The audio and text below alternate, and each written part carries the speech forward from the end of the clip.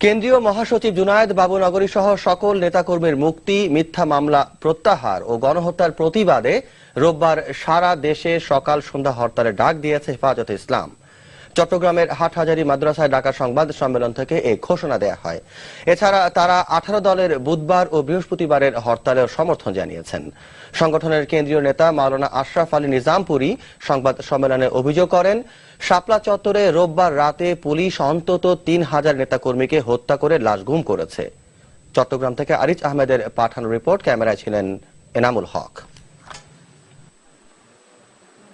সংবাদ সম্মেলনে হেফাজত নেতারা অভিযোগ করে বলেন, 5 মে ঢাকার শাপলা চত্বরে নিরীহ আলেম, মাদ্রাসা ছাত্র ও তৌহিদি জনতার শান্তিপূর্ণ অবস্থানকালে ইতিহাসের নির্মম ও নিষ্ঠুরতম হত্যাকাণ্ডের শিকার হয়েছেন।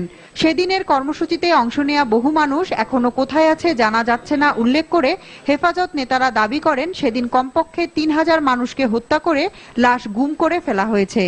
5 মের ঘটনা সরকারের পূর্ব পরিকল্পিত অভিযোগ করে তারা বলেন, একদিকে যখন শাপলা চত্বরে শান্তিপূর্ণ কর্মসূচি চলছিল, তখন অন্যদিকে সরকারি দলের সন্ত্রাসীরা ভাঙচুর ও অগ্নিসংযোগের ঘটনা করে তা হেফাজতে ইসলামের নামে অপপ্রচার করছে। এসব ঘটনার বিচার বিভাগীয় তদন্ত দাবি করা হয় সংবাদ সম্মেলন থেকে। প্রত্যক্ষদর্শীদের বর্ণনা মতে ট্রাক ভর্তি করে লাশ নিয়ে যাওয়া হয়েছে। এই লাশের সংখ্যা 2500 থেকে 3000 পর্যন্ত হতে পারে বলে অনেকে আশঙ্কা করছেন।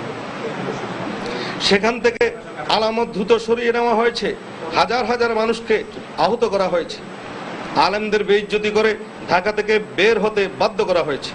আমাদেরকে রাজধানীতে সাংবাদিকদের সাথে কথা বলার সুযোগ দেওয়া হয়নি। এর আগে মঙ্গলবার সকালে হাটহাজারী দারুল উলুম মাদ্রাসায় সংবাদ সম্মেলনে কেন্দ্রীয় মহাসচিব জুনায়েদ বাবুনগরী সহ গ্রেফতার হওয়া নেতাকর্মীদের 24 ঘন্টার মধ্যে মুক্তির দাবি জানায় হেফাজত ইসলাম। এ ঘটনায় 30 জনের নাম উল্লেখ করে 5000 ব্যক্তিকে আসামি করে 2টি মামলা করেছে পুলিশ।